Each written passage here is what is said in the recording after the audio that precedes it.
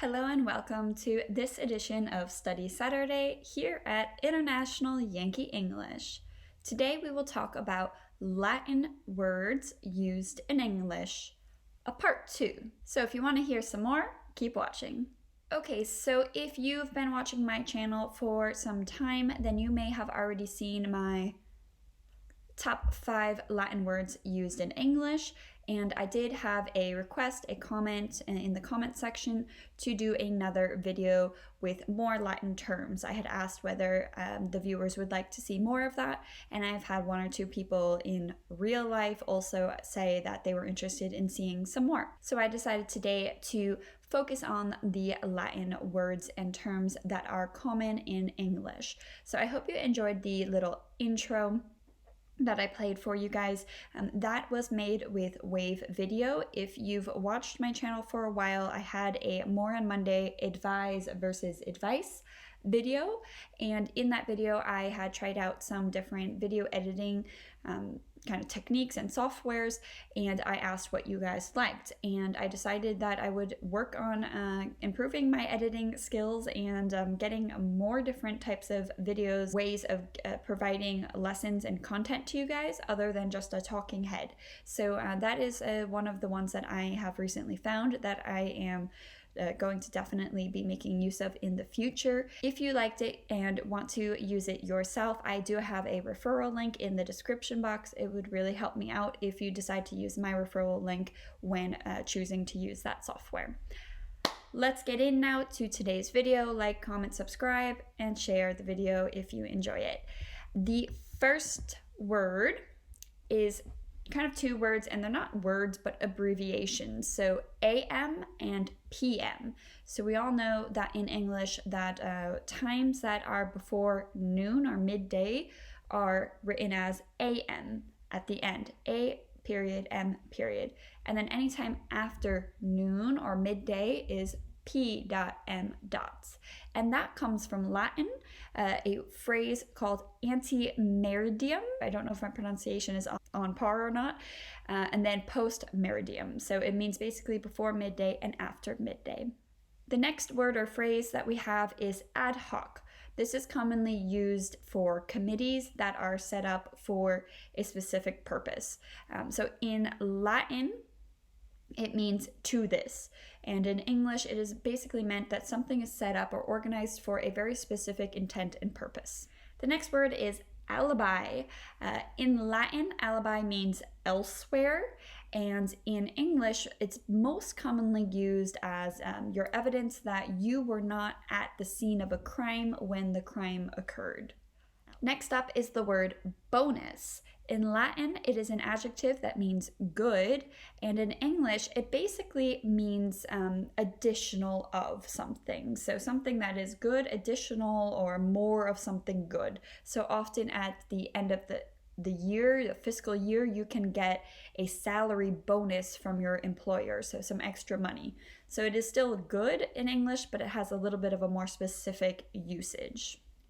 Next up is the Latin word ergo. This means therefore in Latin, and it is used in the exact same way in English. It is a synonym for the word therefore. Therefore is still more common than ergo, but it can be used interchangeably. Extra in Latin is a preposition that means outside or in addition to, so it's pretty close meaning and used in the same way to the English version of the word extra, so kind of some more added on top of something. The next Latin word is impromptu. This means in readiness in Latin, and in English we use it as a synonym for the word spontaneous. So it's without planning, you're just kind of ready to go and you do it without putting a whole lot of forethought into it. Impromptu. Okay, next is, in English, we use it as a prefix or a prefix, so it comes before another word, and that is the Latin word multi. This is plural form of multus, and that means many in Latin. So in English, when we use multi as a prefix, we're trying to say that it's more of something. So if something is multi-purpose, that means it has more than one purpose. Next up is per se. This means by, for, of, or in itself. So it's commonly used in English to basically specify a connection of one thing to another thing. So if somebody asks you, do you want to go for a walk? You may say, not per se. So you don't necessarily specifically want to do the thing that they have just mentioned. Next up is quid pro quo. This means something for something. So it is an exchange of favors. This next one is something I've only been using for about the last 5-6 years maybe, and that is the Latin word re, R-E. I'm not sure if that's how most people pronounce it, but that's how I do. I don't know if it's right.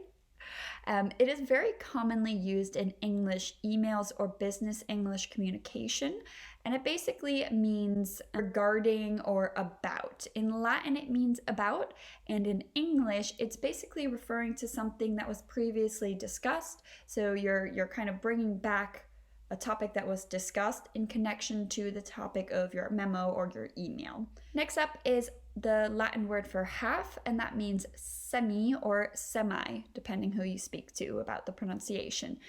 I use both. It in English doesn't necessarily mean half, but it shows a sign of partial or incompleteness of something. So if you say, are you a proficient speaker of Japanese? You could say, I am semi-proficient. So that means you're not fully proficient, but it doesn't mean you speak half of the Japanese language. It just means that you have some, but not all of the language fluency that you would like to have. Next up is the word versus. Written out, it is spelled as you will see here below, and you can also use it as VS dot or just V dot. In British English, that is more common to just do the V. In American English, it's more common to do VS. And that is a Latin preposition. That means against or toward. And in English, we use it now to basically show opposing sides. Or opposites as well. So for example, when I have videos comparing two different confusing word pairs, so affect with an A and affect with an E, I may say affect versus effect. Okay, this next one is one that I use on nearly a daily basis. I really like this word for some reason, and it is the Latin word verbatim, and that comes from the Latin word verbum, again pronunciation, sorry, which means word. And in English, when we use verbatim, we mean that somebody is saying word for word exactly what somebody else has said.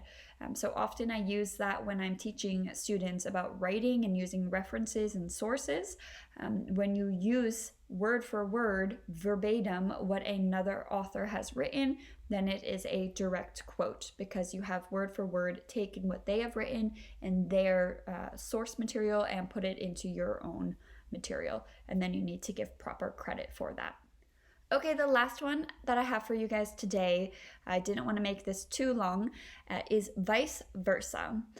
And this in Latin means in a turned position, and in English we use it when things are interchangeable. I really like my friend Sally.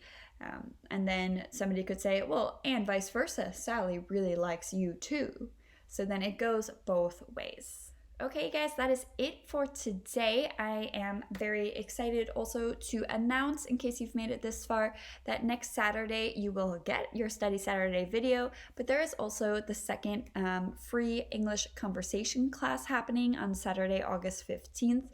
That is a part of my online community. I do more than just these YouTube videos. I will be launching the website and Patreon membership as well quite soon, so keep an eye out for that. And if you haven't already, please search our Facebook group. I'll have a link in the description box, and you can join us there for some additional support, as well as the free conversation classes, as long as your English level is B1 or higher. So intermediate, advanced intermediate, or higher. Okay, guys, I really enjoyed doing this for you today. If you have any requests, please leave them in the comment section, and I will see you next Saturday for Study Saturday, and who knows, maybe also at the conversation class. Bye!